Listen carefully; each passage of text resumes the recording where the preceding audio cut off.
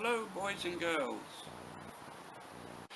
and welcome to a very exciting edition of the Brick Slots, because I've now completed my Lepin version of the Lego Knights castle, number 10305, and it's looking absolutely super. Before we start, please don't forget to like and subscribe and smack that bell, because it really does help the channel. Now let's get into it. Well, I'm really pleased with the completed Lego Knights castle, and it's the Lepin version, of course, that I've got, and I paid £140 for it, which I think is pretty much what it's worth. If I had bought the real Lego version at £475, I think I would have felt a bit shortchanged, to be honest. The castle has quite a modest footprint when you fold it all together, but I'll just open it out and let you see all the interior details. So this is the castle seen from the back, and we've opened out all the wings of the castle so you can see all the details here. As you can see, there are sort of hinged parts to it. Starting at the top, we've got this lovely sort of weapons room here. I've put the wizard in here, Mr. Magisto, simply because there's nowhere else to put him really. One thing I've noticed about the castle is you actually don't get much interior space to put all the figures. There are so many minifigures, there's about 20 altogether, and I've actually added some figures. I've ordered, for example, a court jester, which I think any medieval castle needs really. I've ordered that separately, and some of the other minifigures I've actually added myself. But if we have a look again on the top deck, we've got this nice playroom inside the house and the sleeping quarters there. We've only got one bed in the sleeping quarters, which seems a bit short for the royal family, because there's a king and a queen at the very least, plus they seem to have a young son who I've put there on top of the castle there with his mum and dad. But that's a minor detail. We've got this lovely music room here, and I've put this sort of minstrel, which I bought myself separately, put him in the room playing his mandolin there in front of the roaring fire. And there's a lovely little sort of spinet, which is like an early version of the piano there. Down on the bottom deck we've got the kitchen there, and I put one of the servants carrying a glass of wine. She's just about to go up the stairs to the posh people upstairs to give them something to drink. We've got some nice food items there.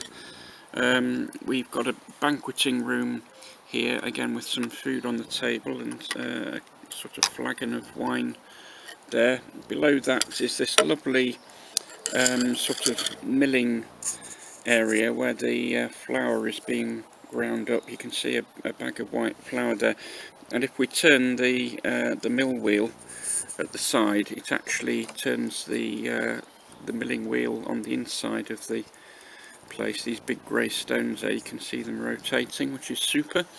And there are some other little mechanical treats as well, which I can show you. So as you can see, the main entrance to the castle is guarded by this lovely wooden portcullis, and if we turn the wheel at the top, we can actually open the portcullis like so, which is very clever, very effective. And then to keep out any invaders, if we close the portcullis once more, you'll notice there is also a drawbridge, and I'll just move this person out of the way so we can operate the drawbridge with this little switch here. And as you can see, that closes the drawbridge and keeps the castle safe from any invaders. And if you have a look here, that's what I call the watergate.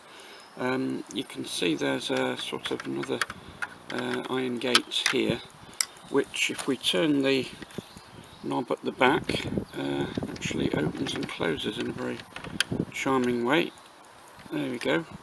And we can see these super staircase elements here that are a snot technique, where this is actually kind of on its side. It's some sloping pieces, but it's been put sideways on, so it looks really effective, as if there's a sort of sweeping curved staircase going up from the water below. Sweeping round from the water gate, we can see this super tree element here. It's even got its own sort of honey pot or beehive dangling down from one of the branches there, where the bees make honey for the castle.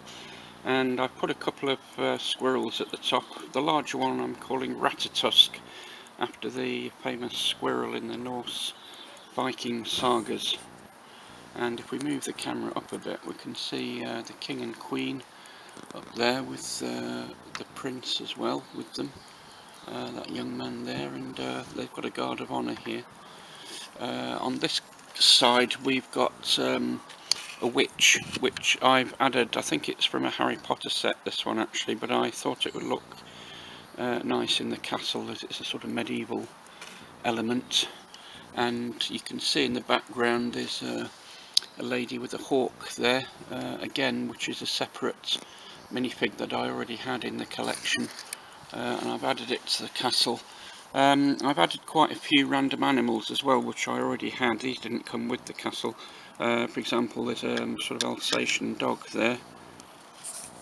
And if we sweep round to the front of the castle, you can see I've added some animals, and again, these didn't come with it.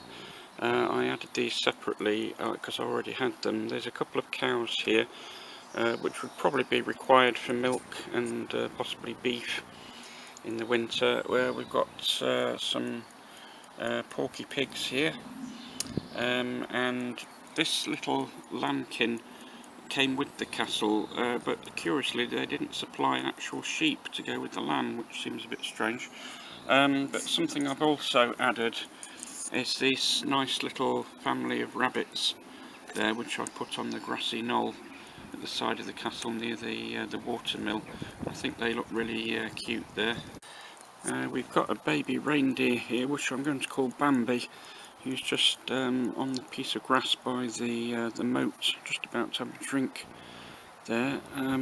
This peasant farmer with his ox carts did come with the castle, and I think that looks really cool there. There's even a little bird landed on top of the hay wain that he's driving there, and I think that looks really good.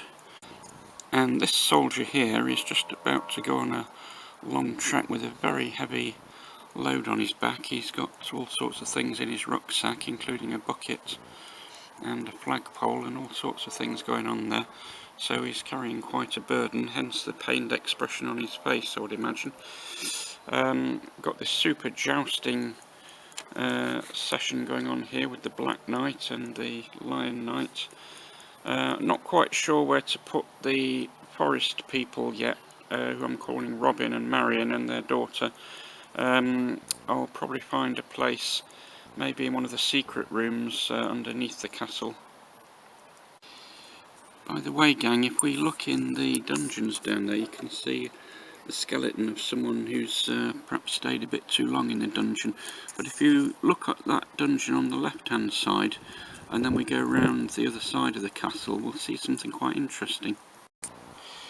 So we can actually open this secret rock face here, and as you can see, you could actually escape from the dungeon that way. There's a secret room down there with a barrel and a bow on the wall and a sword, so possibly the hero could make his escape there. And if we look at this other piece of rock here, so this door slides to one side like so, and this is where you escape from the dungeon, and then it can all be closed up again.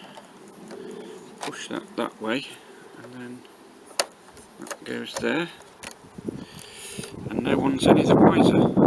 Now, one final thing, some of you may have noticed there are one or two pieces missing from the castle. I don't think they were missing in the bag of stuff, but bearing in mind there's 4,500 pieces in this model, I think just one or two of them have just sort of fallen under the sofa or got lost in the carpet or something, so there's a tile missing there. And I've got some round pieces missing from the battlements here and there. There's a couple there, look, that should be between those. There should be a curved piece there. So there's a handful of pieces, and there's a dark red tile missing from the sort of market stall there. So obviously I'll obtain some copies of those from Bricklink when I next do an order. The mechanical pieces, even though it's a Lepin copy of Lego, I think the mechanics work pretty well. The drawbridge should stay down a little bit more. As you can see, it sticks up a little bit. I think that would be the same even on the Lego model, because it's to do with the sort of plastic chains that are used.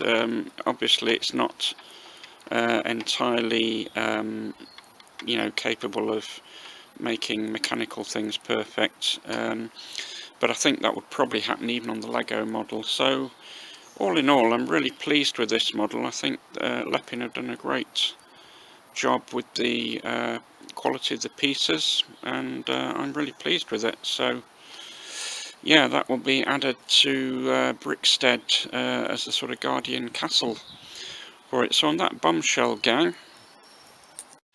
I'll say live long and prosper. Please don't forget to like and subscribe and smack that bell, and I'll see you all next time. So the castle looks great on the periphery of Brickstead, with all the other super buildings right next to it.